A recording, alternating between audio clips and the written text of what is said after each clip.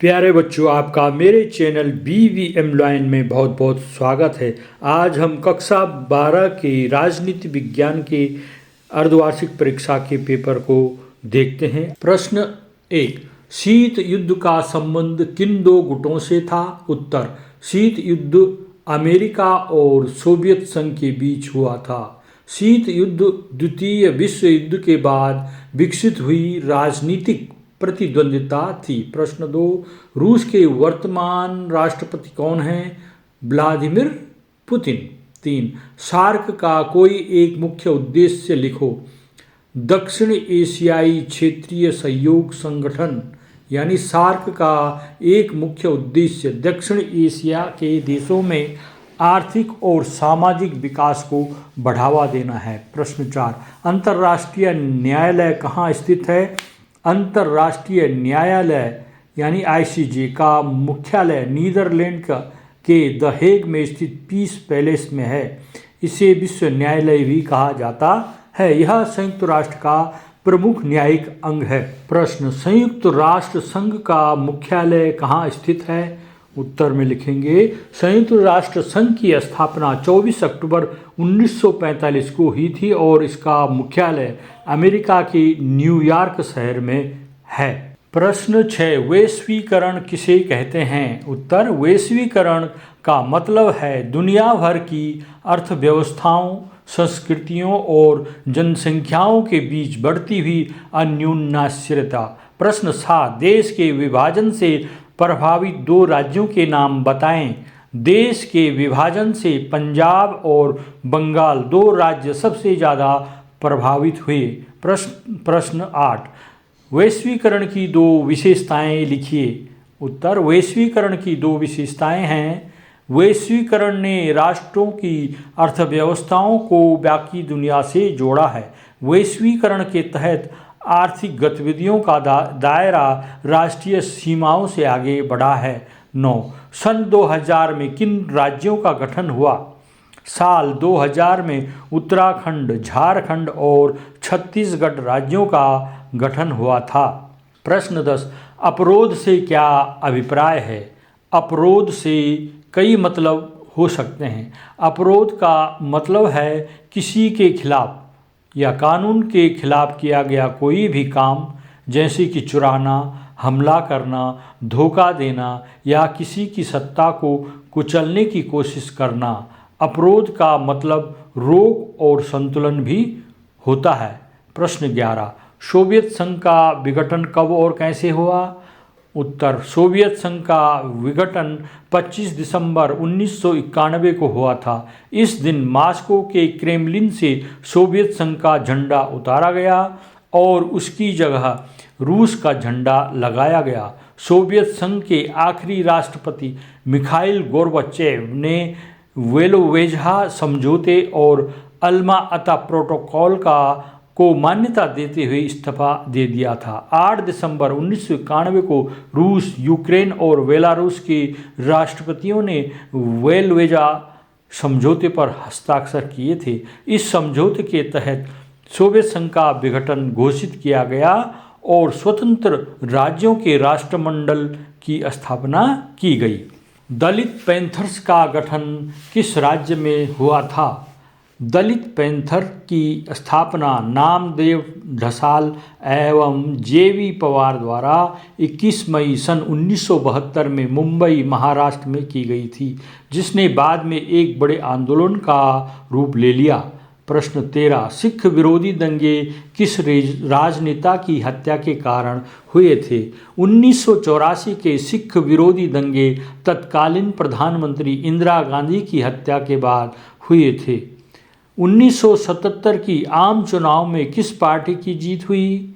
1977 की आम चुनाव में जनता पार्टी की जीत हुई। प्रश्न 15, नीति आयोग क्या है?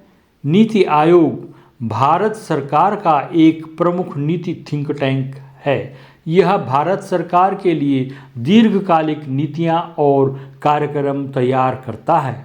16, पर्यावरण की दृष्टि से जो उत्पाद उच्च कोटि के होते हैं उन पर कौन सा चिन्ह होता है? पर्यावरण के हिसाब से बेहतरीन उत्पादों पर इको मार्क चिन्ह होता है। यह चिन्ह भारतीय मानक ब्यूरो द्वारा जारी किया जाता है। इको मार्क पर्यावरण के अनुकूल उत्पादों को दर्शाने वाला प्रतीक है। यह चिन्ह उन उत्पादों पर दिया जाता है। प्रश्न 17, ताड़ी विरोधी आंदोलन का संबंध किस समस्या से है?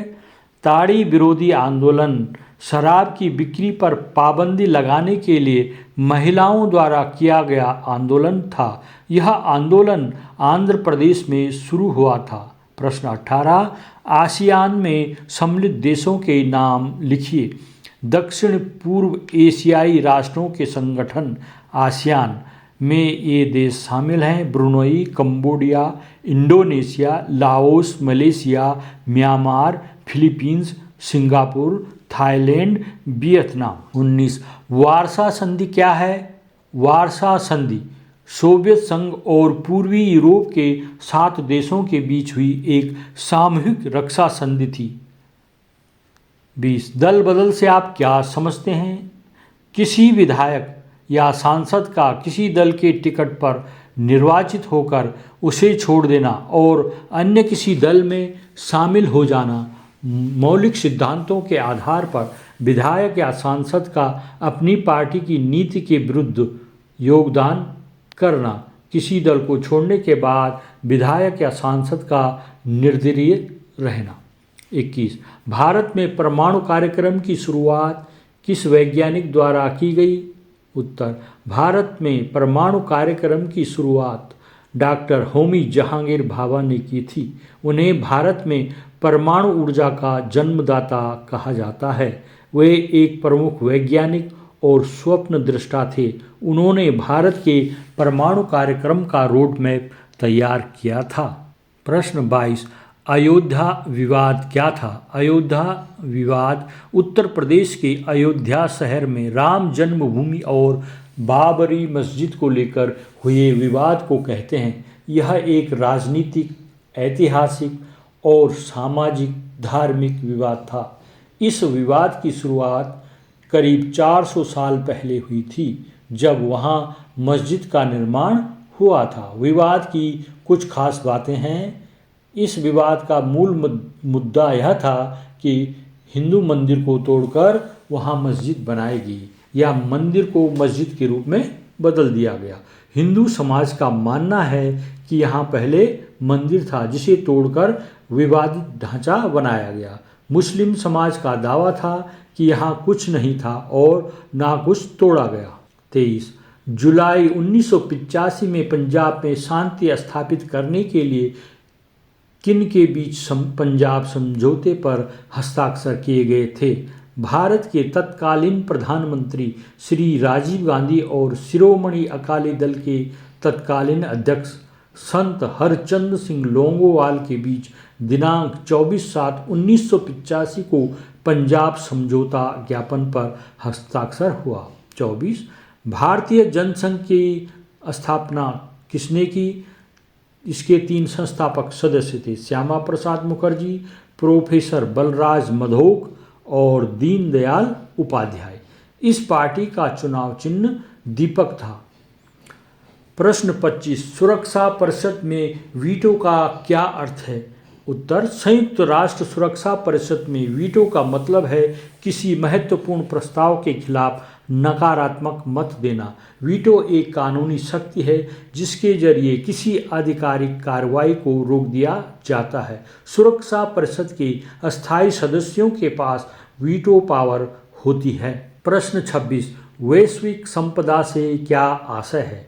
वैश्विक साझी संपदा से मतलब है ऐसे संसाधन जो किसी एक देश की सीमाओं में न हों और सभी देशों के लिए सुलभ हों। ये संसाधन विश्व जन कल्याण के लिए उपयोगी होते हैं। वैश्विक साझी संपदा के कुछ उदाहरण हैं। नंबर 1 पृथ्वी का वायुमंडल, नंबर 2 अंटार्कटिका। मेरे चैनल को सब्सक्राइब कीजिएगा। अगर आपको ये वीडियो पसंद आ रही है तो आप वीडियो को लाइक कीजिएगा, कमेंट कीजिएगा और इसको शेयर भी कीजिएगा। अगर आप इस चैनल में नए हैं तो मेरे चैनल को सब्सक्राइब भी कीजिएगा। धन्यवाद।